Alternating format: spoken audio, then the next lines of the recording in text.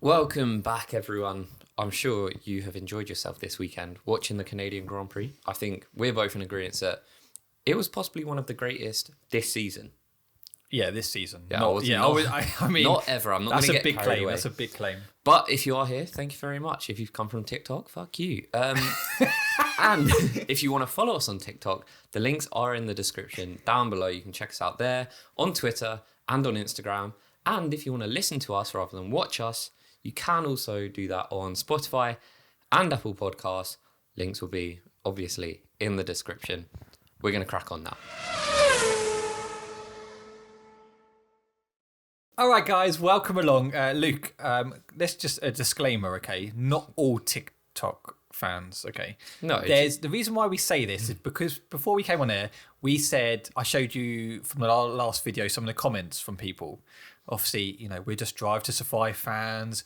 We've obviously just got into F1. We don't know what we're talking about, blah, blah, all that stuff. But there were some very nice comments like, oh, yeah, I agree with what you're saying. Yeah, Perez needs to be given a chance.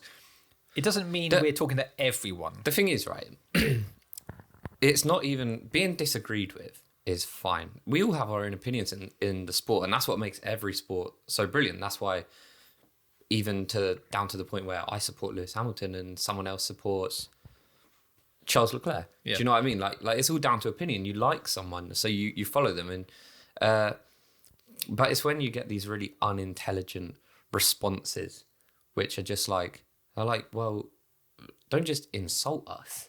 Come at us with something. I think, but if that's like your level of intelligence, that's fine. But we want to have discussions about it. Hence why we like doing it, and we interact with comments and all of that. All I'm saying is that the stupid people are found on TikTok. That doesn't mean everyone is stupid. No, just more so you see people on TikTok. Like some of the comments which I showed you was why are you even talking about F1? It's like, why not? Yeah. Why can't we talk about F1? Why are you commenting? Well, no, that's harsh. That's harsh. But no, like it's fine. Like anyone that does engage, like it is a joke. Yeah. Like I'm not triggered. I'm definitely not triggered. I'm not triggered by anyone on TikTok, so it's fine. Are you sure? I'm definitely not triggered. Right. So before we get started, how have you been? How's your week been? Well, actually, it's only Monday, but how was last week? Bit jet lagged. Was in New York, which is a cool place. We were saying it is. New York is exactly what you expect it to be. You see all these things on TV, films, and it is actually exactly that. There are some places that you go which I think disappoint you. Yeah. And you're like, oh, no, my imagination of this was better than the reality. But New York was sick. New York is one of my favourite places. I love New York. It is fucking expensive though. Fortunately I was with Weller. But even so, yeah, no, it's expensive. Something like sugar daddy or something. No, it's a business trip. But talking about F1 within New York, don't you think it would be sick to have a track around New York? Oh, it'd be amazing. I'd love to see how they'd navigate the cameras. Everything. Yes. I mean, on the first day, I had some serious vertigo. Like I get it when I go up in like a lift and I go quite high, I get to the top and I start to wobble. So I have to like take a moment. And like there, just looking up when we got to Times Square, and I was looking around and I was like, Joe, I don't feel very well. I was like, I'm gonna have to go get like a drink and sit down. It is an amazing place. Yeah, but an F1 there, my God, I just don't know where you'd have like, if you're doing it slap bang in the city, there's nowhere to have like stands or anything. No, that's the only thing that it would be logistically very difficult, but would be amazing. Only if you did it in the center. There are places in New York, but like no one wants to see a race around the Bronx. Let us know what your thoughts are. Would you like a race there?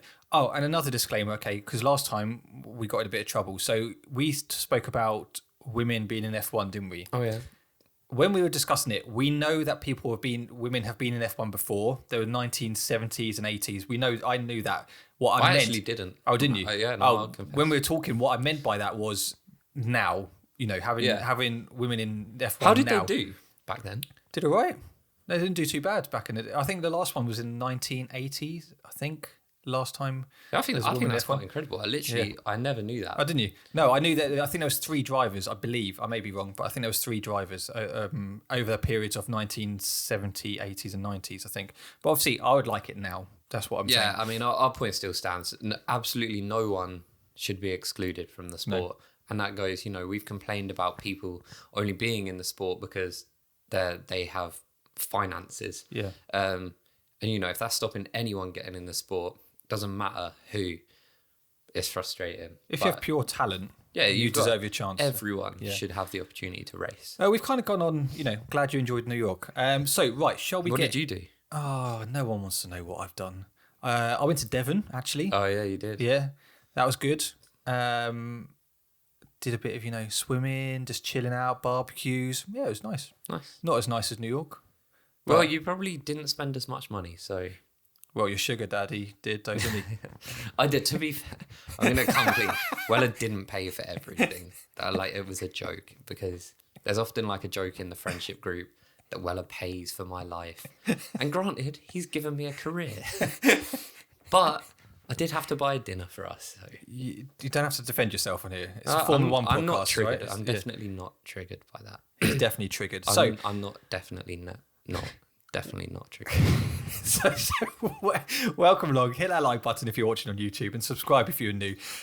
So Canada, I have to say, and I said to you before this was the first race since Abu Dhabi last year where I had some nerves. I had excitement. And granted, I'm a Lewis Hamilton fan, but I was just really excited for this. I felt like I was kind of on the edge of my seat, like how it's going to go. And that's the first time this season. Yeah. And I suppose it is because it's Lewis Hamilton. No, there was definitely the Hamilton thing, but I'm not going to lie. I know we'll go through the race properly, but even that last 10 laps when we had the safety car, that pure excitement of just watching Sainz and Verstappen, Max, even that got me going. Yeah, I was the same. I literally was. It kind of just drew me in, and that's what we've been asking for this season. I know you've had the odd little fights with Max and Charles, in Saudi Arabia and Bahrain and that, but this kind of felt more the sort of the middle part of the season that's already played out. Yeah, has been, in my opinion, a little bit flat. Yeah. There's not been much drama. And that's not even necessarily because Max is winning every race or Red Bull winning every race, whatever. It's more so just because it hasn't felt like there's even been a competition for those wins. No. And that doesn't discredit anything that Red Bull are doing because... Retirements. Yeah, there's been retirements. And obviously both the drivers have been quality, Max and Perez. But yeah, like last season, I know that it's such a statement season, and to draw a comparison to it is quite difficult to do because it does seem like a bit of a one-off. But we have been lacking that sort of competition. I feel like we got a little bit of that this week. Yeah, and I think last year both Red Bull and Mercedes had good reliability. They had 2 drivers who are at the peak of their. Because I do think yesterday, and I'm sorry if you're a Carlos Sainz fan, because I know also he was the quickest man on the track. I do feel like if that was Charles Leclerc in that position, it would have got very exciting. We'll get onto that in a bit because that's part of the thing which I've got. But no, I agree. I feel like this year, because you've had so many cars retire, Leclerc in Barcelona was going really well, then had to retire. So we've missed out, I feel, as fans of certain battles this year, which hasn't made it as exciting as maybe what you had last year because you had so much. Both Red Bull and Mercedes had really good reliability. They had really good pace, and it was just exciting race after race. Yeah, and if they didn't finish, it was normally because they had crashed into each other. Yeah, or both ran out. But let's start off with Canada, because that's where we're going to start. I don't know where else would you start? You wouldn't start in Brazil, would you? Yeah, that's the only race that's happened this weekend. Yep, thank you very much. So practice. Didn't disclaimer. I didn't catch too much of this. I don't want to brag about it, but I was in New York City. Oh, were you? Nice. But, so yeah, practice I didn't catch much of. I did see quali and I did watch the race. Yeah. Max looked good. Red Bull pretty much looked good all weekend, really, to be honest. From practice, again, Hamilton looked awful. And actually, he even came out and said, this car is just the worst. It's just undrivable. Yeah, I didn't watch it, but I did look back at everything. Yeah. The car really did. Mind you, it didn't look as, like it physically looked bad in Baku. Yeah. It didn't physically look terrible, but I mean, you could tell that the times were awful. He was complaining a fair amount, which, to be honest, I mean, it was quite a lot of complaining for Lewis. I mean, I don't remember hearing him complain like that for a while. No, and I think the issue is this season is Mercedes have kind of just had different setups for both drivers, basically. So in practice, Hamilton is testing one setup, George is the other. But Hamilton did, he didn't even complete a long run in Friday's session. So this is how bad they were, because they couldn't even complete a long run. So they had to bring him in and try and change a different setup and send him out again. So he actually, considering where he finished in the race, after practice, you were thinking, Mercedes must have been thinking, what is going on here? Because I can't even get on top of this. It's weird because it is sometimes like they're sandbagging. Yeah. Like it, and I don't think they are at all, because that would be mental. They're like well behind in the season. Yeah. But like sometimes it's like, this has happened for a number of races where they've been so bad in practice, even George, for that sake, and then they'll like finish as high as they possibly can in the race. You just think like, again, you look at that, but that's the reason why they're in there though, is because other cars have retired. Max in Australia, George wouldn't have been where he was. Do you know? No, but they still would have been in the best available position. Yeah, but then especially George, minus like Saudi Arabia with Lewis. Yeah.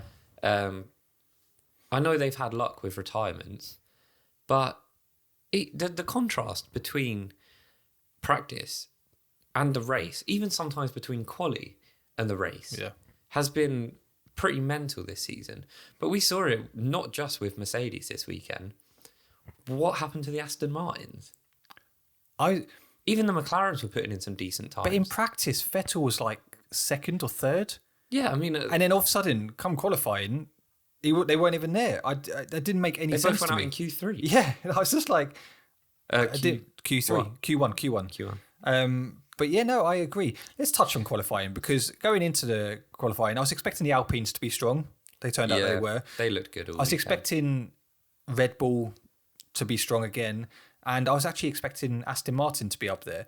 Because when you look at, for example, practice 3, so you had... to just quickly, I was fully expecting the Aston Martins to be take that sort of like third best team position this weekend. Yeah. Whether it would be for the duration of the season or whatnot, that was neither here nor there. But I was fully expecting them to be the third best car on the grid after practice, in contention with like the Alpines. So just to recap, for people who didn't see practice, and Luke as well, practice 1, Max was fastest. You had Aston Martin, Stroll in 7th and Vettel in 9th. Practice 2, again, you had Max being really strong there, but you had Vettel in 4th. And practice 3, you had Seb in 3rd. So you're looking at that and you're thinking to yourself, Aston Martin, they're definitely on for it this weekend. But then they end up going out and they finished 17th and 18th in qualifying. It made no sense to me whatsoever. I know the weather conditions was very different. Yeah, that's the only thing that... But then, even in the race, I mean, I know, was it Zhou who could not overtake Stroll for the life of him? I felt sorry for that guy. What I will say, Stroll gets a lot of slander on here. He has often proved he's actually really hard to pass. He knows where to put the car. He knows how to park that car, like almost to perfection. Yeah.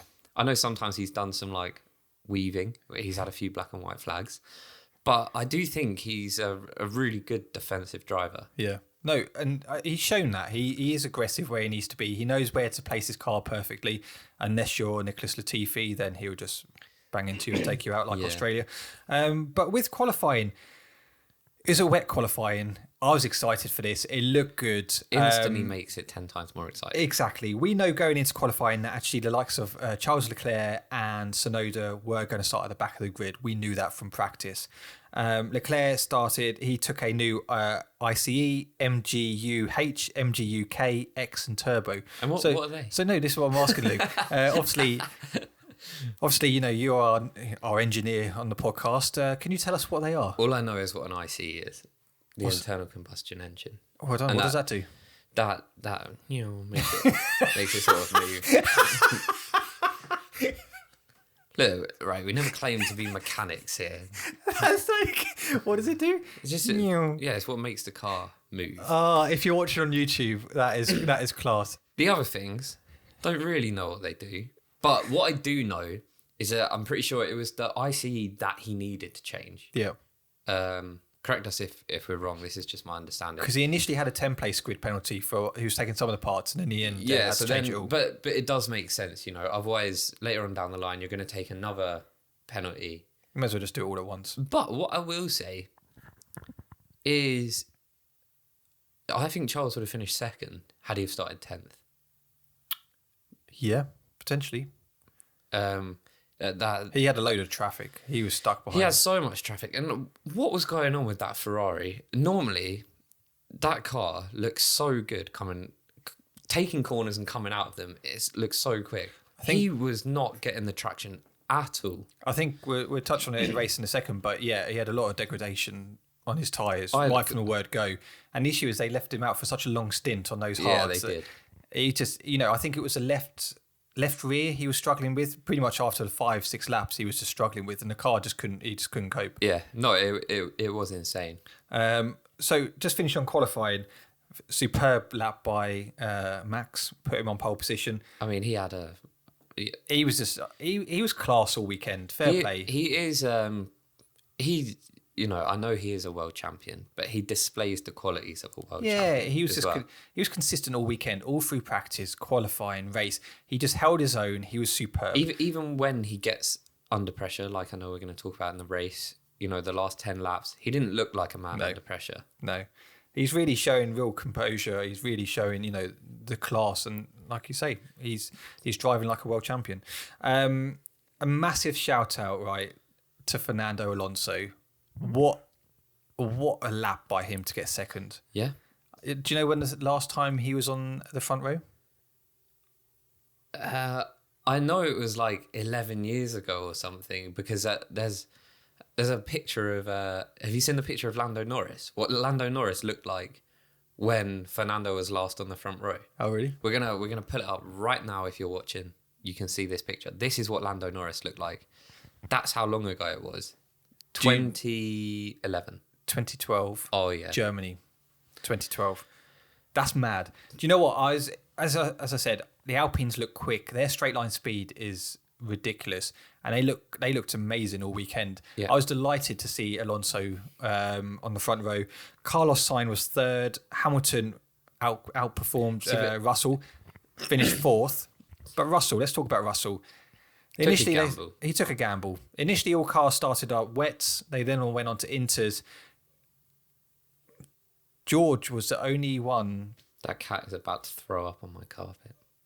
Oh, is that what that noise is? Yeah, give me a second. Oh. Right, so cat's all right? Yeah, sorry for the interruption. So George Russell was the only one to go on to softs.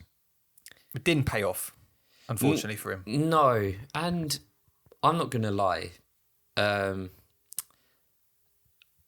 instantly thought it was a bad decision. There was I can't remember what turn it was. I was watching it on my phone at the turn airport. one. It was turn one. Wet. There was a huge puddle. Yeah. It really did look like. I know there was a dry line, but there wasn't it didn't look like a completely dry line around the whole track. There's a proper puddle on that turn one, on that apex. And the thing is, in quali, on flying laps, sometimes you do have to move off the line a little bit. Yeah. And the rest of the track was just wet. Yeah. So I'm not surprised he didn't put in a good lap on those tyres. But, may have been worth the experiment. Yeah, I mean, they tried, and he ended up finishing 8th, which, in the grand scheme of things, But didn't he had that lap from his Inters, didn't he? He did, yeah.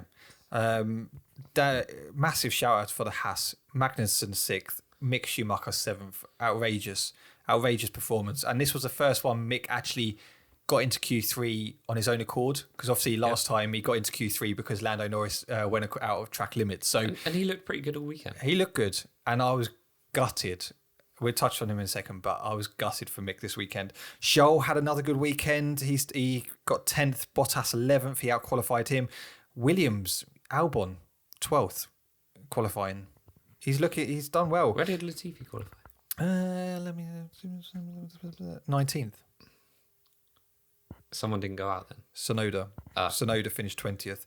Yeah, I mean... This is how funny it is, right? So Sonoda did 4 laps on his whole qualifying, well, Q1 anyway. And he was, less than a second away from Latifi. Yeah, And he did 4 laps. I mean, have you been hearing the rumours that this was his last race? I have been hearing the rumours. I don't know about you guys listening, watching. Surely a weekend like this at his home race really epitomises why they need to make that change. I think you've shown this weekend. We'll touch on Latifi now, obviously, but I think what Latifi has shown this weekend is he's not cut out for this. He's not cut out for the world in F1. He is just not quick enough, and that no one likes to see drivers lose seats. But if they're not up to scratch, then they're not up to scratch, and they've given him plenty of time. Well, I think what's shown this weekend is actually he's well off the pace. Like Albon well off the pace. There is pace in that Williams, because Albon has shown that this weekend, and he had a pretty solid weekend. Albon, I know he's finished 13th, but he was in there. He was having those battles. Yeah, but what? So he qualified 12th. Yeah, and finished 13th. It's a solid weekend for Albon. For a Williams. Yeah, that is impressive as hell. But just put this into context, okay, with Latifi. So they're after that safety car, considering they're all bunched up. 10 laps went by. It was 10, 12 laps, I think, after the safety car. No, was it? Or the VSC? Or are you talking about at the end? Yeah. Yeah, there wasn't 15, too long. 20 laps. Yeah, it went in on like lap 55 or something like that. Guess how many seconds behind he was? Latifi? Yeah. At the end of the race? At the end of the race. Who was in front of him? Just Norris. Because he had a poor weekend. Not necessarily his own fault, but I'm gonna say 30. 59 seconds. 59. Don't get me wrong, Magnussen was 68 seconds, but Latifi was a minute. Wait, so 59 seconds. Yeah, but I think Magnussen had some issues. That's why he was struggling towards the end. But yeah, 59 seconds. That's after you've literally been bunched up, and that's literally in the space of like 10, 15 laps. And I swear both the McLarens had issues with their cars as well. So like for Lando to still be 59 seconds ahead of him. Yeah. In what we can only assume was a perfectly operating Williams, which definitely had pace in it. Where did you get 59 seconds from? Did you say he was 59 seconds? Oh, what, from Max? From Max. Yeah. Oh, that's not as bad as I thought. I was going to say, where did you get 59 But you always seconds? got lapped then. Yeah, almost, yeah. After like 15 laps. Yeah. But no, I don't know. This, if you're Williams, you need to be making that change now, because what's Latifi shown? Absolutely nothing. And I feel like on this podcast we give him a hard time, but these are meant to be the top 20 world, the best in the world. Yeah, and it's not personal. And either. no, it's not personal. And don't get me wrong, there's money involved in this. I get that. But if you're Williams and you have ambitions to push this to the next level, you got to remember Williams were winning titles, granted, years and years ago. They are one of the most successful teams in Formula One history. And they're iconic. And at the moment, you're bottom of the constructor standings with 3 points. If you want to have that ambitions, make that change now. Latifi is not good enough. I like him as a guy. I think he's a top guy, but he's not good enough for F1. And if you really want if you're Williams and you want to make that next step, you need to make that change now, in all honesty. Yeah, agree. And the rumours are suggesting that it's Oscar Piastri that's going to be stepping in, which to me sounds like a quality proposition. Well, Alpine aren't going to let him go to anywhere else, are they? No, they're not going to. They're not going to have him next season, and they're not going to actually. They're not going to let him go to a team that's going to rival them. No, that's for sure. But also with that is actually Piastri can't be any worse than Latifi, so it's not really a gamble, is it? No, and I mean, if he is, then he's frauded all of us because, every F1 fan, at least that I'm aware of, believes that Piastri is has a great deal of potential. I think it'll be good. Let us know what your thoughts are. Do Williams need to make that switch now, or do they stick with Latifi to the end of the season? Let us know. Comment down below. So, shall we talk about the race? Because it was a sunny day. Yep. I'm looking for something that is on my other phone. Yeah, he always just goes. So I'm not just texting. The start. Yes. Clean start. For Max, Alonso got away well.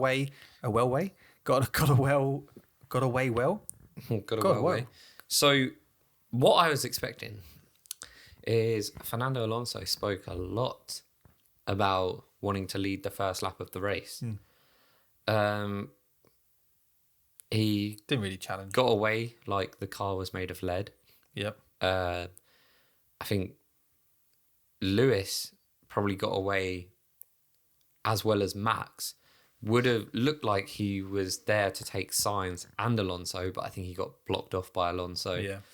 And then Alonso didn't really challenge, which I was disappointed about. I would have been happy to see him lead the first lap. I would have loved, in my opinion, those two are the most aggressive drivers on the track. Oh yeah, without doubt. Max and Alonso. I think Alonso is more aggressive in a fairer way. But I think I was half expecting a collision. Well, Max just got away so good. His start was superb. But yeah, like you say, Alonso I was expecting a bit more from.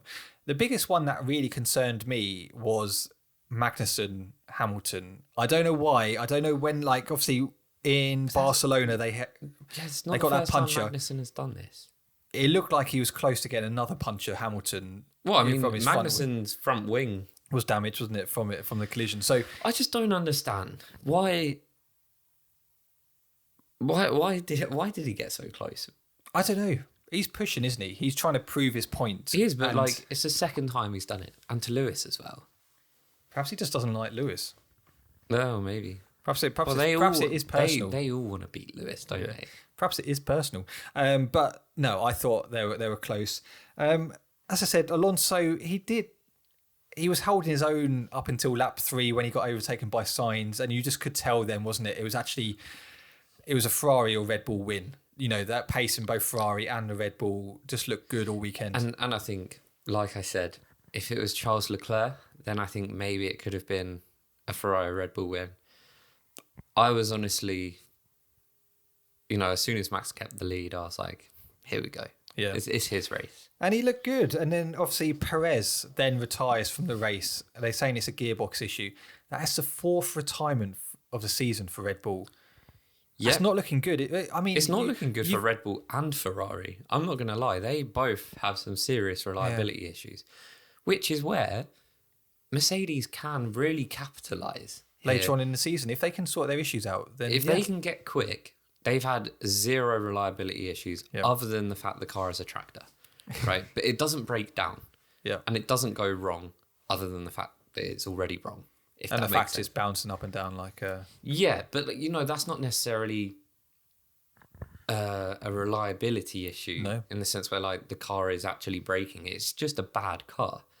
So, if Red Bull are having these issues, Ferrari are having these issues, it doesn't take many DNFs for teams to actually catch up. Yeah. Because if those teams are hitting 30 points and you've got 0, that is a lot.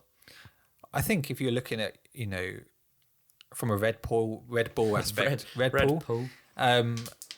It is concerning, and Max again capitalised yesterday. He took full points for him, and he didn't take full points. He didn't get the fastest lap, but he took the win, and that's great. But it is concerning when going into this race you had Perez, who was second in the championship, who is still granted still second, but because what if that failure did happen to Max? Because Perez would have come through the field, but there was no way he would have won that race. No. Because if Sainz, Sainz was the quickest man on the track. And, if Max had gone out, I think Perez would have even struggled getting past, the Mercedes. I don't think they would have made it easy for him. No, they would have battled, wouldn't they? So I just think, that it only takes a few races for something to go wrong with Max's car, and Charles to have a bit better luck and not have things go wrong with his car, and all of a sudden the title race is wide open again. Do you think this pendulum is going to change in favour of Charles, because he has had some poor luck, hasn't he? Monaco, I would personally love Barcelona. to see it continually swing for the rest of the season, where there are periods of in an ideal world, they'd both not have problems. Yeah. And we could just watch them race every week.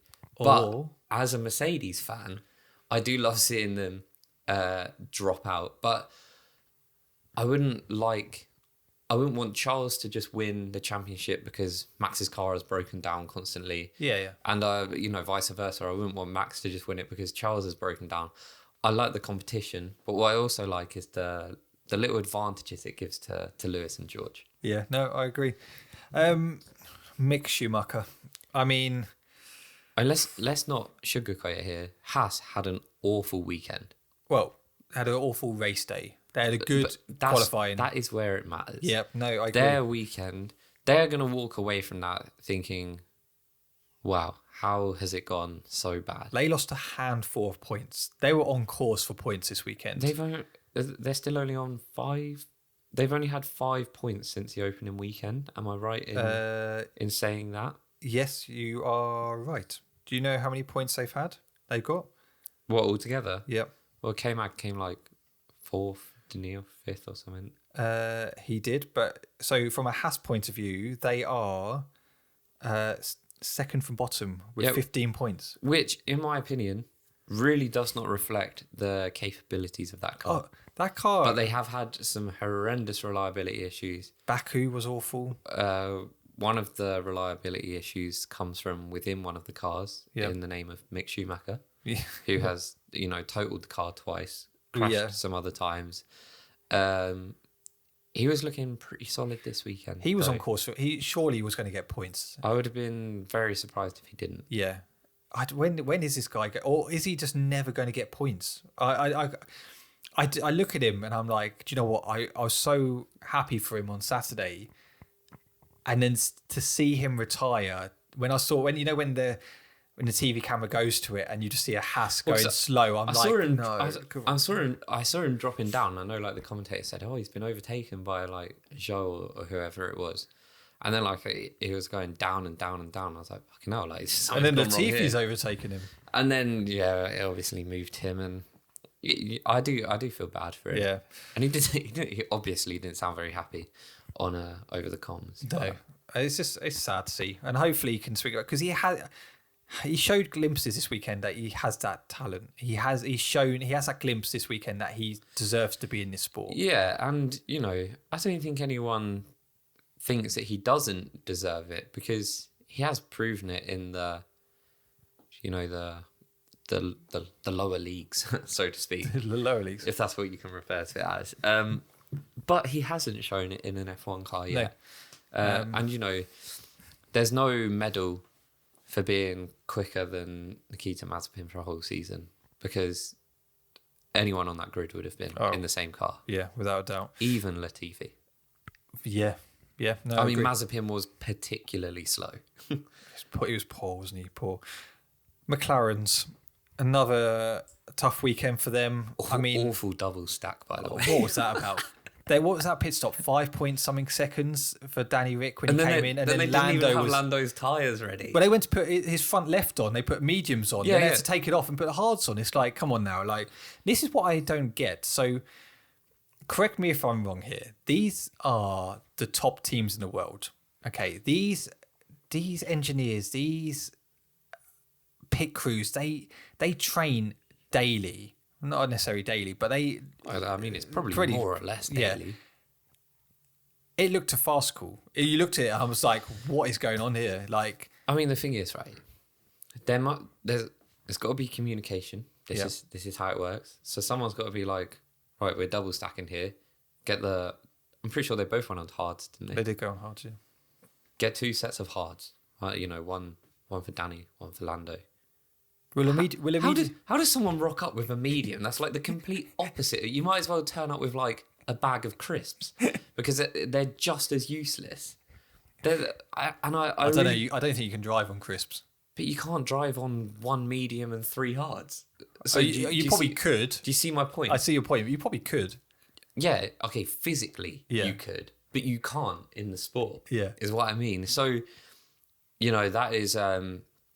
I appreciate mistakes happen, but making them at the highest level is very costly. Yeah. I don't think McLaren would have had, if it was to happen any weekend, you'd probably be thankful it was this weekend. They didn't look particularly good. I did read up that they were both cars had different issues. And can I just say, like, I'm not being, it probably sounds like we're being harsh about the pit crew here. We're not, because in theory, a 5.4 seconds is nothing. Oh yeah, is nothing. But when you watch it, and I still appreciate the amount of pressure these guys are under. I couldn't do it. I once went to the McLaren headquarters, right, for this open day thing, and you could practice being a pit crew. My God, mine was 26 seconds trying to get his tyre off. Yeah. They're bloody heavy, and especially as they're now these 18-inch tyres, man, like. Full credit to the pit crew, because I do not know how you do that. Yeah, no. I had a tyre rolling down the thing. I had to go and chase after it and then put it back on. But look, it's our duty to sit here and make conversation about things. Yeah, well, got to be arguably the worst job in Formula One, in my opinion. Like the most pressure. I mean, yeah. You're only called upon sometimes even once a race, but you can ruin the whole race. And it would be, it is easy to make mistakes. Yeah. Do you remember that Haas engineer or pit crew member who, where was it? Australia, I think, where it was Magnussen and Grosjean. That was the geezer on Drive to Survive. Wasn't it? Didn't they show it? Yeah. And no, it's not was Drive to Survive. Oh, what's that? I've never seen that. Yeah. Dickhead. Who's that? But like him, I remember just seeing those images of Grosjean just like consoling this pit crew member because he was just like devastated. He didn't put the wheel lock on properly. And I think the drivers definitely understand the pressure they're under, and you wouldn't want anyone to feel like shit for it happening. But yeah, it is just it's a reminder to us as fans how important a sharp pit crew is. And that's why Red Bull do so well. Yeah. Apart from a 5.4 second in Baku. But anyway. Yeah, well, when you do it on purpose, it's different, isn't it? Yeah. Okay. So, one of my favourite parts of the race this weekend was when Verstappen pitted and came out behind Hamilton, and he went ballistic over the radio. And that gave me flashbacks from last year. For that moment, for that half a lap, I was just like, when I saw Hamilton coming round turn 1 and turn 2, and I saw Verstappen coming out of the pit, I had such good flashbacks from last year of that battle between them two. I low-key wanted Lewis to be a bastard on the straight. And, I completely understand why he just let him go. He was never going to keep up with him. The Red Bull is quicker, even on old tyres, let alone fresh tyres. And it would have compromised Lewis's race because George was on fresher tyres. Yeah. and was putting in some good times. But I think you have to look on a whole. Red Bull, their strategy was perfect. They got the first virtual safety car. What? They came in, pitted. Yeah, although, I think Ferrari played it quite well, taking the risk, and then it did kind of work in their favour. I think on a whole, both Ferrari and Red Bull had really good strategies this weekend. Even Mercedes had really good strategies. First virtual safety car, Hamilton was straight in. Straight in. They reacted instantly. And no, I did like that because too often, it's been like, why have you not done anything? Yeah. Like now it's too late. Yeah. And but someone who did have a strange strategy, Alpine, why did they not bring Alonso in? They had... At least, okay, on the first one, I understand taking the risk. It's very early on. Let's bank on the fact there is going to be another one. But when you have Mick, who's now gone off, and another virtual safety car, that's your opportunity to get Alonso in. And that was arguably a better time to change the tyres. It didn't make much sense to me. Same with Seb. They kept him out until lap, 50 or whatever it was. I understand it, that they're trying to do long runs on these tyres, but what's shown yesterday that they go off. You get a free. Well, I know it's not free, but you say a reasonably free stop. It takes 50. Well, you lose 50% of the time. Yeah, as you would in a normal stop.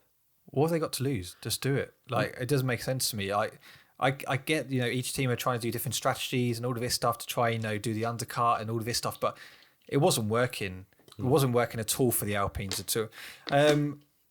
Lap 49, Tsunoda pits, decides just to come out and just go off in the track gravel, and it's just like, see you later. What actually happened there? So apparently he pushed too hard off the pit exit, locked up his brakes and just went straight off. His tyres were too cold, went straight off. Because it just makes me like, I looked at it and I was just like, no, you got to turn, mate. Like, he literally went straight. It's just like... No, I genuinely didn't know there was enough, room there to pick up enough speed to not be able to make the corner. But Carlos Sainz even said did you hear when they're waiting to go out onto the ceremony, they're in the cool-down room. Sainz was even saying that corner is hard. If you don't get it just right, you can just go off. Was he talking about there's a bump there or something? Yeah. He said it was just it's too tough when you're coming out of that. So, but no, is and from... It probably is the same with every crash we see. There will be some legitimate reason as to why it happened, but that one did make me laugh. I just thought how has he managed that then? But I trust he wasn't just oh fuck this. My friend Tom was at Canada, and if you've seen some of the footage from there, he was there and he took some footage and we put it on Racecast, Instagram and TikTok, all of that stuff. And he was literally sitting at the pit entry, and he said it just made him laugh because he was just he just sees Snow just go, yep, see you later, I'm just going straight on. It was just it was the most bizarre thing. Because what it looked like was that he just didn't even try and turn. No, he was just I've had enough now. Yeah, just went straight into the wall. It was a shame. Because who was it in front of him? They had a slow pit stop, and he came in and had a rapid one. I can't remember. I literally cannot remember. But yeah, on the whole, I think AlphaTauri had a pretty terrible weekend. They had a pretty terrible weekend. Yep. When you compare it to Baku. No, I agree with you on that one. After this pit stop, we came out for a full safety car, and after that, I texted you, didn't I? Because I was getting a bit nervous. This is when my nerves started to kick in because... Let's see if my WhatsApp is still working on this phone.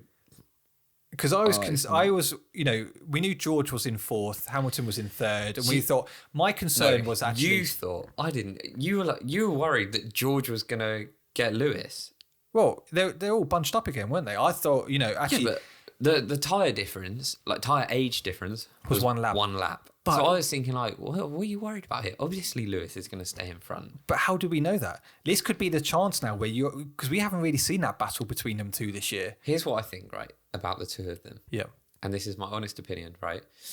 George, back in his Williams days, last season, was known as Mr. Saturday. Yeah.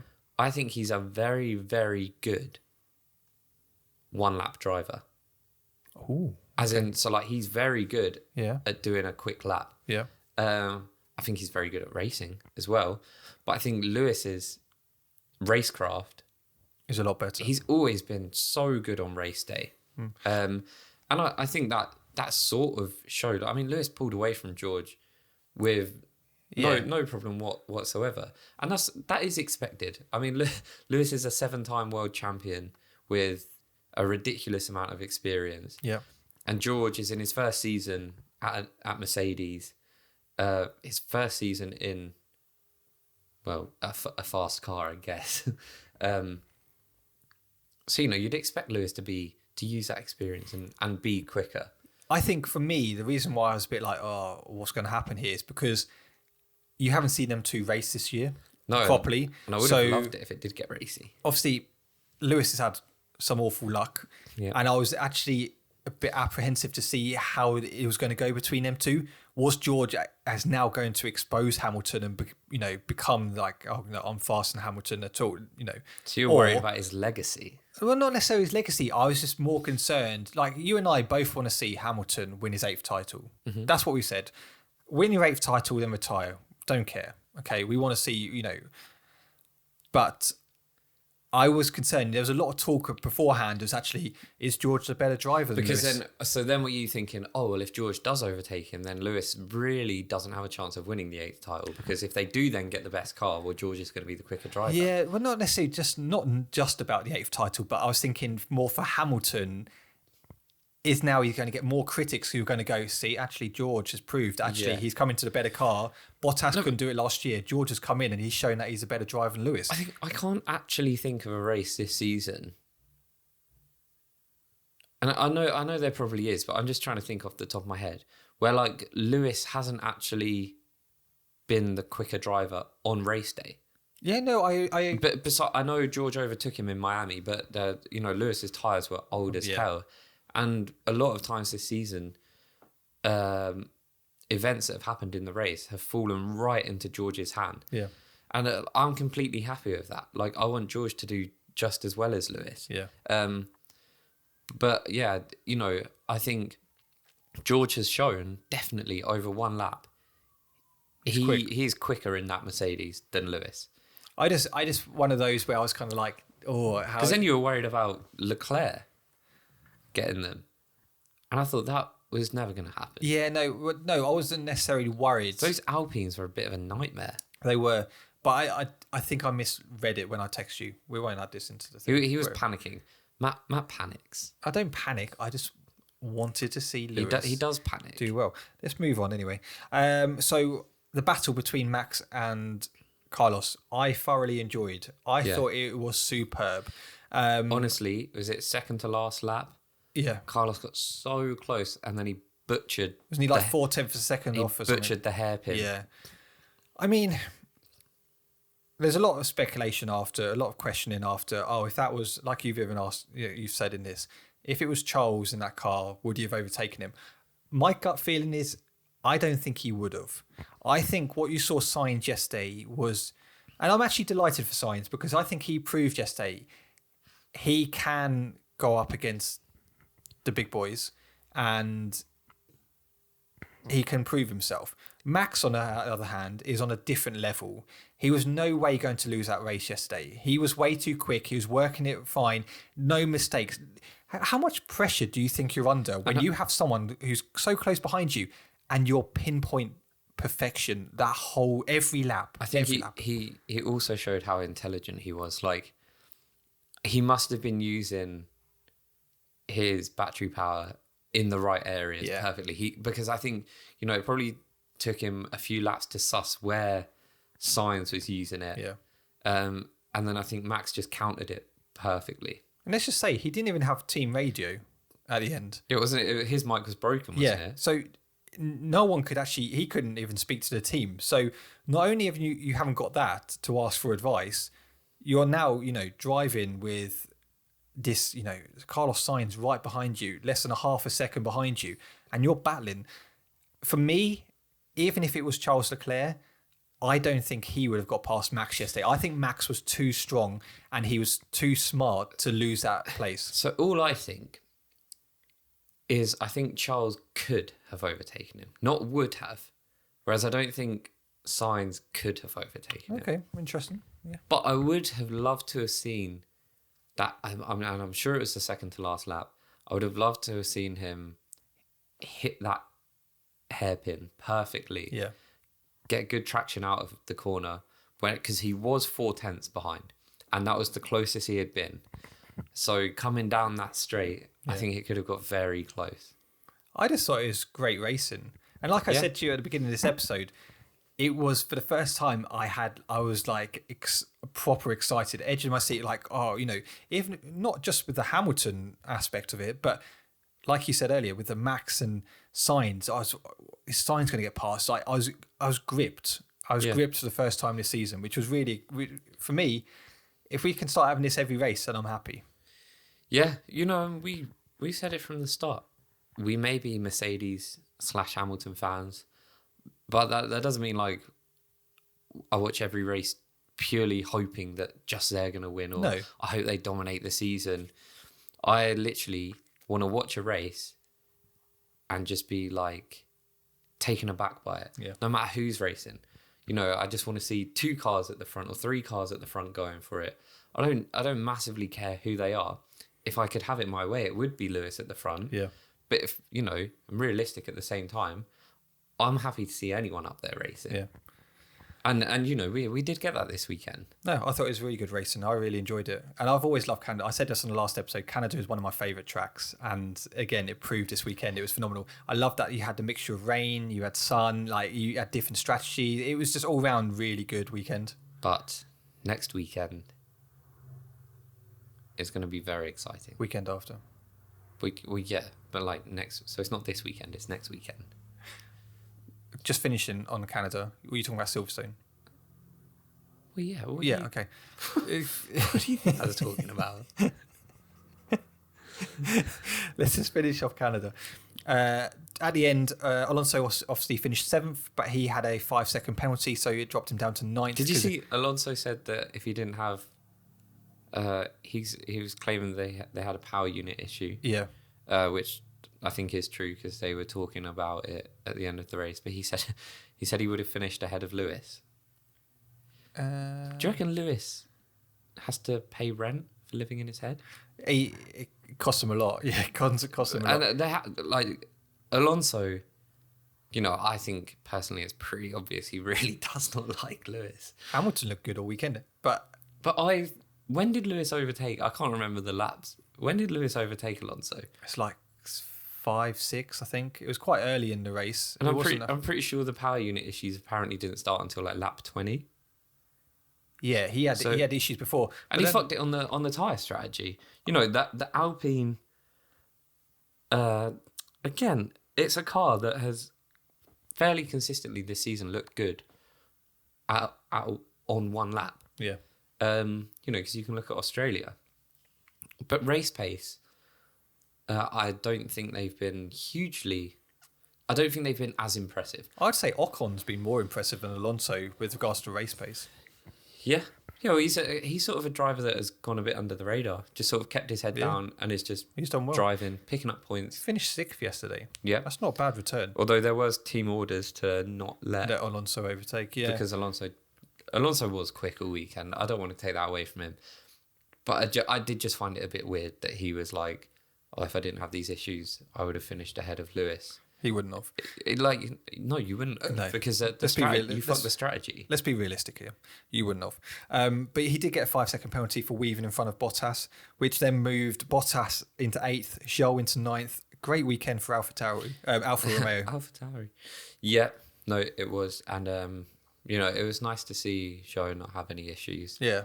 And just, you know, have a clean race. I know he got stuck behind Stroll for a while, but he proved himself. He proved himself that he can. And, you know, I'm glad he got some points on the board. I'm glad he finished. I'm glad he had a strong race because he's shown this year he does deserve to be in here. Well, because there was talks about him like losing his being seat at risk, and you know, I find that mental. No, me too. And finally, finishing off, a round of applause for Lance Stroll, 10th.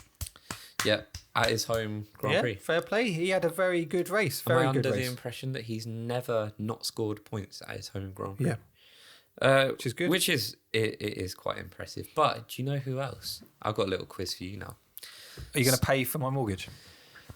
I will not charge you back for that chocolate bar that I bought you. So you basically you get to save 65p. You're not going to charge me anyway. So this week, I'll just bill Joe. after Max Verstappen's win, Yeah. it took Red Bull into 5th place for the most wins as a team. Yeah. So they've got the 5th most wins. Firstly, who did they overtake? Lotus. Okay. Then in order, who are the 4 teams ahead of them? Williams. I might not be able to get it in order, but I can just pick the 4 teams, yeah? No. Just let me have Because that, the 4 teams are obvious. Okay, Williams. So they're number 4. Okay. Ferrari. Ferrari number 3. No. Oh, I'm going from first. What, so you think Williams... Do from 4th to 1st. Ferrari. Well, so Ferrari 4th. First. But so you're doing the exact opposite of what I just said. I didn't actually listen to what you said. Okay, so who's... McLaren 4th. Williams 3rd. Mercedes 2nd. Ferrari 1st. So you have all 4 teams correct, Yeah. but the order is incorrect. Okay. Do I have one more guess? Nah. Okay. 4th is Williams. Yeah. Now this is where you went wrong. 3rd is Mercedes. Yeah, they haven't been around as long as I did think that. That is it. They've been insanely dominant. Yeah. 2nd was McLaren. 1st, obviously, Ferrari. Man, that's not bad though. I got all 4 teams. No, yeah, you did get all 4 teams. I'll take that. And I just thought that was quite interesting. Yeah. Especially seeing Mercedes up there. Can you name a driver that Max Verstappen has overtaken in points? Oh, There's 2, but I can't remember the other one. I just remember one of them. I saw it because the person that he's overtaken. Why can't I remember the name? Because I feel like I'm going to say a name and it's just not even a driver. But Jim Clark. I don't know. Yeah, that could be. But Nicky Lauda as well. Yeah, and Lauda. Jim Clark was the other one. Yeah. Jim Clark, if I'm not mistaken, has the best win to race ratio. Really? Yeah, I was seeing it yesterday. It was something like he did 43 races and won 25 or something. Do you learn that on Drive to Survive? No, they don't show that on. I think I actually saw that on this website called Reddit. Oh yeah. Yeah, quite cool. Was it good? Yeah, I hadn't heard of it before. It's a little forum place. Oh, nice. But yeah, no, Max is so young. Yeah. But we had this discussion a few weeks ago, didn't you? You said that you don't think he'll overtake Hamilton. At this rate, he's on course. He's phenomenal. It's only because Hamilton, for all his skill, did also get very lucky that Mercedes did give him the best car year after year after year. Now, I stand by the fact that the best drivers drive the best cars. Yeah. But if he didn't have that car, he wouldn't have all those wins. Well done. Yeah, no, but but he was still getting wins at McLaren, and he drove a very dusted McLaren. Yep. And still got wins, but he would have had nowhere near as many wins. What I think is, I just don't think Red Bull are going to be able to match that dominance of Mercedes, and that will be the only reason Max won't. Don't you think that's the perfect move, right? If you're Lewis Hamilton when you're at McLaren, you're like, you know what? How can I get more wins here? Right, Mercedes, not necessarily proven winners. Not really, they've struggled with Schumacher and then go there and you just dominate. It was one of the weirdest moves. I was really confused by it. Obviously, 2013, he didn't even have a particularly good season. No, I was really baffled by the move. I was just like, is this right? But actually, it works out well. Well, because like we just said about the teams with the most wins, Mercedes at that point. Right, yeah. And then you've got McLaren, the second most wins in all of Formula One, and you're going to leave them. But yeah, well, I mean, what a move! And that, if you are watching, sometimes just taking the plunge and just going for it. If it feels right. But it's a testament to his character, really, isn't it? That he's made those decisions over the years. That he's like, you know what, it's not right for me here. This is what I'm going to do. Yeah, and it paid off. Yeah. But one thing I did see online is that there's been a bit of beef amongst team principles, which is something we've not had for a whole 6 months. I miss it. I miss it as well. Now, rumours are the Netflix cameras caught this. Who do you reckon it was between? So this is I'm pretty sure I've spoken about this girl before. I follow her on Twitter. It's at FIA Girly. Yep. But I did also see it being spoken about on Reddit. Can you give me one of the team principles and I can work out the other? Toto Wolff. Okay. And I don't think it's Horner. I don't think it's Alpine. What, Otmar? It was actually Mattia Binotto. Was it? I Yeah. didn't expect it to be him, actually. So I'll talk you through the situation and then I'll read you the tweet. So Toto Wolff thinks rival teams are briefing their drivers to play down concerns so as not to encourage the FIA to move even quicker on the matter regarding bouncing and whatnot. And he thinks that people are playing a political game. So he basically is saying that, telling your drivers this is absurd because it's putting the safety of other drivers below the interests of your own team. Yeah. Which I'm not gonna. I'm kind of in the middle of this debate because I find it a little bit.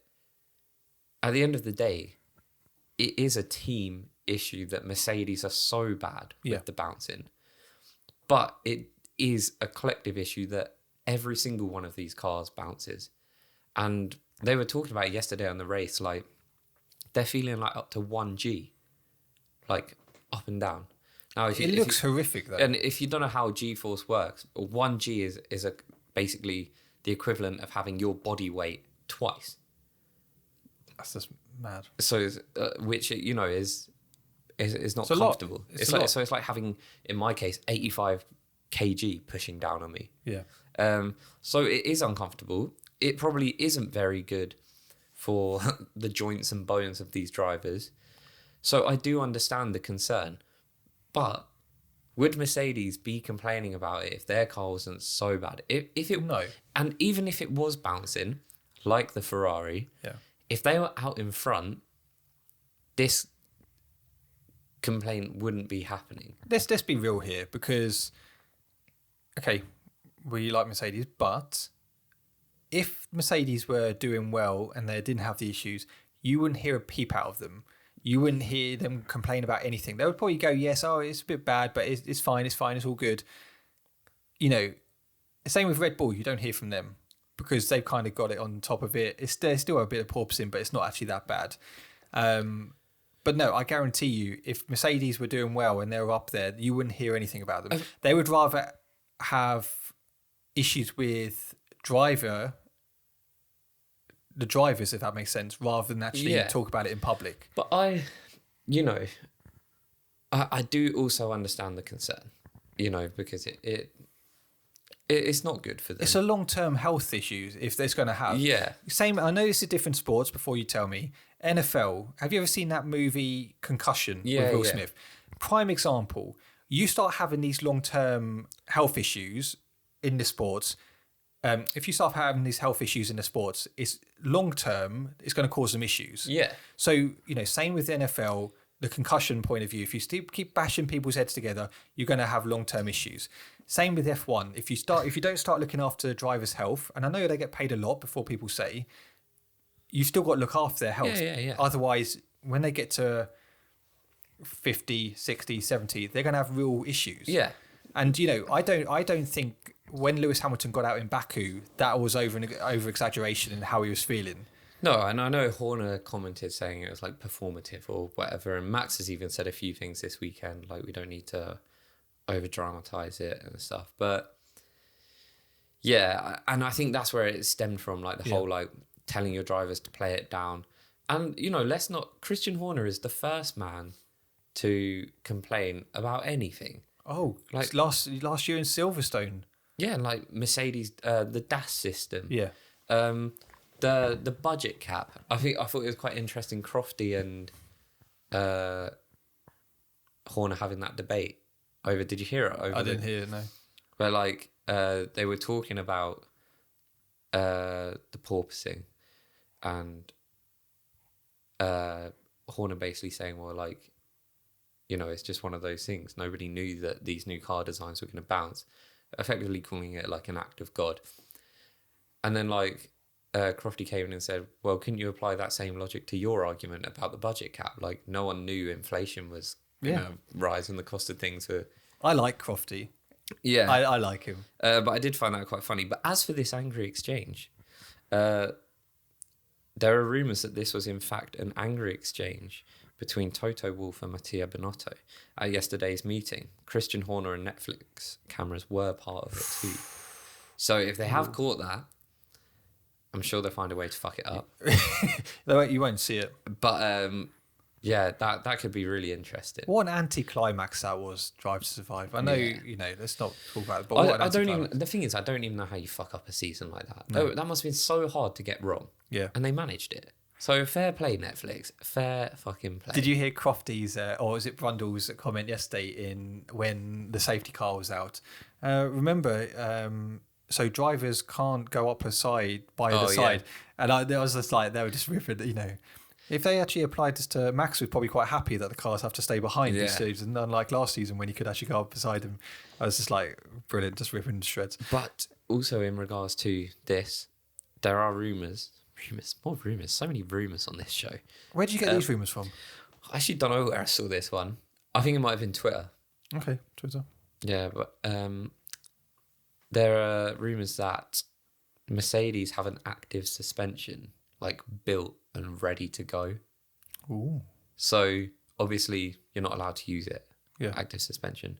But the anticipation that the FIA bring some measure in to stop the cars bouncing, which, you know, again, I'm not an engineer, but like it's been made pretty well known that like active suspension is the cure. Yeah. And Mercedes apparently have one built, ready, and that, you know, but this is watch this space. It's all speculation. You know, I'll be surprised if the FIA don't do something. I know they've done they've brought in some weird regulation. They're gonna have about, to like, change measuring. something. Yeah, I think they will. So, you know, this season could be set for another big change. I'm excited. I quite like all this extra drama. Before we go on to fan questions, just quickly, news which we didn't speak about at the beginning. Pierre Gasly is being confirmed that he will stay with AlphaTauri for the 2023 season. I mean, come on, just let the guy go. Let him go and live his life. Let him go to McLaren. Let him go and battle. Do you think 2023, when's Checo's contract until? He signed another 2 years, 2025, I think it is. Well, that's not 2 years, is it? No, on top of what he had. Oh. Yeah. That doesn't even like coincide with my thoughts then. So apologise to me then, because you were going to rip me to shreds. Well, that's not 2 years, is it, you dickhead? That's what you're going to say, wouldn't it? Well, it's not. You didn't. I mean, you didn't say. No, on top. This is already. You know, he's already here for this year. It's 2023, 2024, 2025. 22, 23, 24. Yeah, but he had a contract up until the end of 2023 anyway. So they've 4 and added 5. an additional 2 years. Yeah. To me, that's strange. I may be wrong then. Yeah, we should check that. If we are wrong, not we. If Matt is wrong, let us know. Right, hold that while you're talking. But I just thought, right, keeping Gasly on the books at AlphaTauri for another 2 years makes sense, because in my head I was thinking, well, Perez has another 2 years. So then will it just be a case of stick Gasly in that Red Bull? It was 2024. I knew it was a 2 year, 2024. But you said, why'd you say 2025 then? If you knew I don't know. it was 24. All right, let's move on. Why did you say 25? Yeah. Got it wrong. All right, so 24, but Gasly's there till the end end of 2023. I just don't know why they want to... If they were timing it perfectly, like if Perez was until 2023, then I can make complete sense of that. I can't really wrap my head around this. No. Now. In my opinion, let him go. Let him go. You know, Danny Rick, if he leaves at the end of the season and that McLaren seat comes up, let him go. Let Pierre Gasly go there, fight alongside Lando Norris in a better car. Well, I say better car. I mean, they're both probably on par at the moment with their performances this year. But yeah, I mean, the McLarens are further ahead. Yeah, but points. Just he's not going to go back to Red Bull. Well, at the moment, I can't see him going back to Red Bull. I don't know why they're holding on. You know, is it because they don't feel like they can get anyone better in that seat? I don't think they can. No, I agree with you. I don't think they can. But from a progression point of view, you're delaying his progression by keeping him at AlphaTauri because he's not going. They're not thinking about that. No. But if you're Pierre Gasly, surely you must be thinking, I need to improve. You know that you're not going to go to Red Bull. Where do I go next? Yeah, that's why I find it strange. If the Perez contract expired at the same time, it would make because Perez has got to be that will be he'll be at the tail end of his career then. Yeah. For the average F1 driver, I know you have like the oddballs like Lewis and Fernando, but yeah, a strange move from Gasly in my opinion. No, I agree. Should we do fan questions? Yep. Let us know what your thoughts are about Pierre Gasly.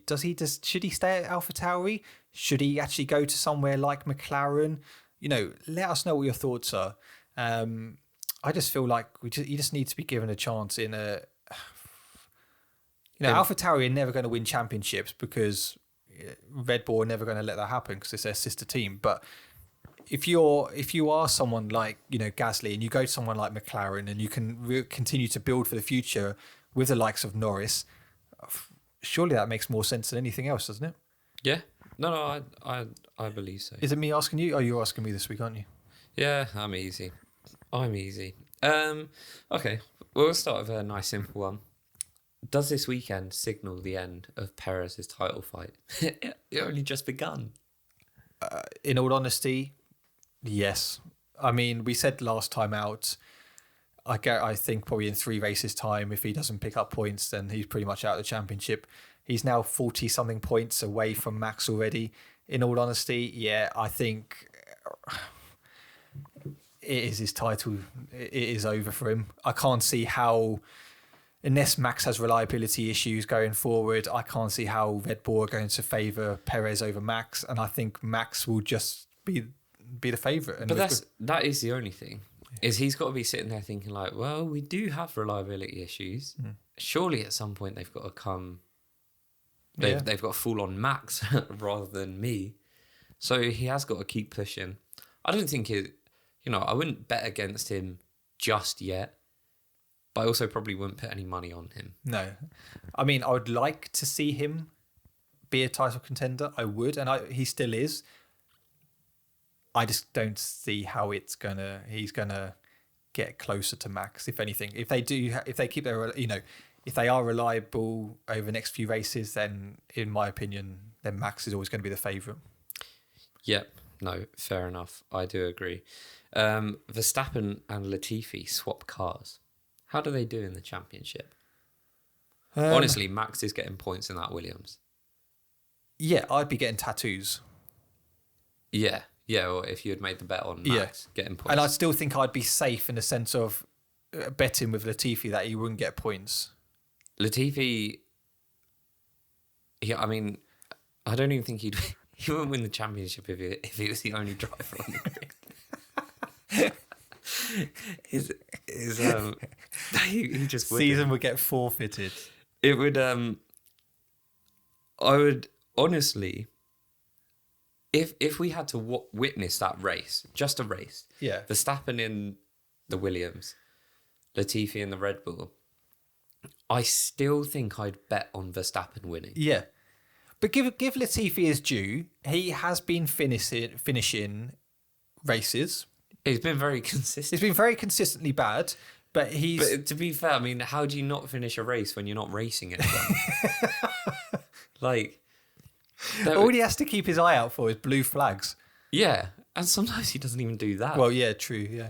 But no, I still would, I'm with you. I'd put my money on Max. Will Mercedes be competitive again next season? Yeah, I really think so. I think they're showing. Obviously, you showed in Barcelona that it looked like they were turning it around. They then went to street circuits of like Monaco, Baku. They've struggled. They've obviously gone to Canada, expecting to be a tough weekend, and they've come out with some serious points. Serious points. If they can continue to build on this, don't get me wrong, I don't think they're going to win a constructors or drivers title. But I think this puts them in a good position. If they can really build on this for next season, they can come back, and I really do think they could potentially be title contenders again next year. Yeah, I'm not going to lie. I'd still be surprised if George or Lewis didn't win a race this season. The way they're going, Barcelona, Lewis was like blisteringly quick. This week, they were... George was lapping at the same time as Sainz. Yeah, and so was Hamilton. And 117. So they look good, and I think yes, they will win races this year. I think they'll win probably. My max will probably be 2 or 3 races they'll win this year. I'll be shocked if if they somehow manage to really turn it around this season. In my opinion, the title race is still on. Yes, because it only takes a couple of DNFs. Yep. To completely change the whole picture. Yeah, I'm not banking on it. I wouldn't count on that. But yeah, if they can extract performance from this car with some more upgrades, and they can become a very quick car. No, I'd agree. Yeah. Someone's asked me whether I pick F1 or football. Oh. Honestly, probably football. I love F1 and football, but whoa. I mean, like, football has been my sport since very little. What about you? I'd probably be with you slightly of football just because I've grown up with it. Yeah. But I've been watching Formula One since it'd be close. It'd be very, very close. I don't know. It's hard to pick really because I've been watching F1 since the days of like Damon Hill, Michael Schumacher, Mika Hakkinen. What I will say is I prefer an F1 weekend to... There's more content, yeah. Yeah, to a football weekend. But I don't know. There's something with Liverpool where like they just... Well, you're a glory hunter. When you're up in the top 2, top 1 or 2, you're challenging for a title. That's when you come out. I lived through the Hodgson era. No one can say anything to me. Anyway, this isn't a football podcast. But yeah, no... it's very close, very close. Yeah. But football, I do arguably prefer watching F1 because, in my opinion, F1 is always exciting. Yep. As a Liverpool fan, if I'm watching them play against Norwich, it's not necessarily an exciting 90 minutes for me because, we just dominate the game and win.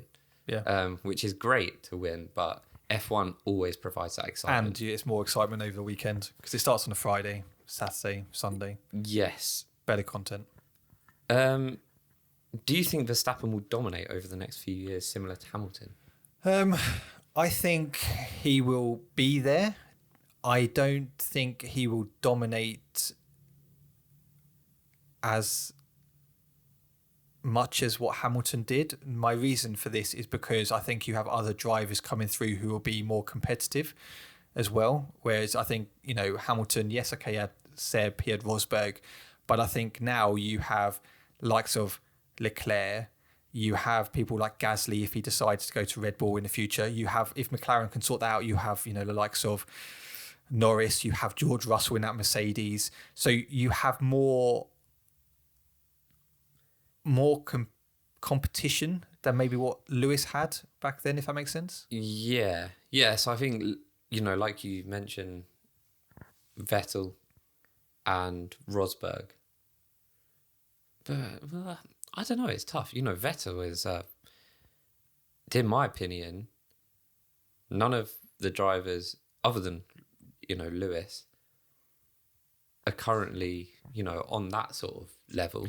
No, but you also got to remember the cars when Lewis was dominating over that 8 years is other teams weren't competitive. No, I know. Whereas that. now you've got There's Ferraris who are looking competitive. You've got Mercedes looking competitive. But I definitely think it's more down to the fact that the teams are now more competitive rather than the drivers. Yeah. No, I agree. So yes, I do think Max will dominate for years to come. I do. Do I think he'll win as many titles as Lewis? No, because I think there'll be other drivers out there who will challenge for those titles and win more titles. Yeah. No, I do agree with that. You know, I think we actually spoke about it earlier this episode. Yeah. Dominating like that Mercedes, and you know, Lewis Hamilton had to drive that Mercedes to perfection in order to win all those titles. Yeah. But it was a two-man job. He got given a great car and they got given a great race driver. Yeah. With little competition. Yeah. Is Albon a contender for the McLaren seat with Gasly signing a new deal? Well, we just obviously touched on this. Personally, I would like to see, if Danny Rick did leave, I would like to see Gasly take that seat. However, Albon has shown in the Williams this year, he is competitive. And if McLaren turned around to him and said, oh, you know, we would like you to come and race with Lando, I'd be delighted for him. I think Albon has the class. I think he has the talent. He's driving with freedom this year, whereas, you know, when he was with Red Bull, he had a lot of pressure on him. He's now come back into the sport after having a year off, and he looks relaxed. He's enjoying himself. And actually, going to a team like McLaren, you know, they're not competitive week in, week out. So again, he can work with Lando, Zach Brown, and really develop himself. So yes, I mean, in theory, if Gasly wasn't the one to go to McLaren, then yeah, I think Albon would be a great replacement for Danny Rick. Yeah, I agree with everything really. I think could be one of those where the relationship gets a bit frosty between the two drivers. Like a Rosberg Hamilton. Yeah, it's that, you know, sport brings out the worst in people, the best and worst, because the competitive nature, especially when it's against your friends. Yeah. And it is when it's your career at the same time. I mean, then that's how it's able to transform into hatred. Yeah. No, I agree. Because, you know, Lewis and Rosberg are still not friends, as far as we're all So aware. as far as we know, yeah. Yeah. Okay, this is the last one. Do you think Mick was on for points if he hadn't had to retire? Yes, I honestly do. He was P7 when he retired, I think. He would definitely been on for points. Yeah, I really believe that. Granted, they nailed the strategy with the... Well, I know the race would have been different, but like with the final safety car, assuming we still had it, I think he would have had points. He would have been on for points. Is that last question? That is for this week. Cool. Guys, thank you very much for watching, listening as well. Luke, thank you very much. Enjoy Glastonbury. Thank you very much. It is Glastonbury you're going, isn't it? It is Glastonbury. If any of you are there and you see me, stay away. No, I'm joking. Make sure you say hello. Got a quick question for you before we go. So I went into Tesco's, you know, the one down the road in Seaford yesterday. Saturday, sorry, and I saw a guy wearing a Ferrari hat and a Red Bull t-shirt. Can't do that. I mean, normally I would be like... To be fair, I'm pretty sure I've like worn a McLaren hoodie and like a Red Bull hat. Okay, I was going to say what your thoughts on it, but you know, obviously you do it anyway, so you don't care that much. Well, the thing is I wear it for like this. Yeah. But then I don't know. It's one of those things, 'cause, you know, different sports. I know you wouldn't catch someone like going out in a Chelsea shirt with like a Tottenham cap on.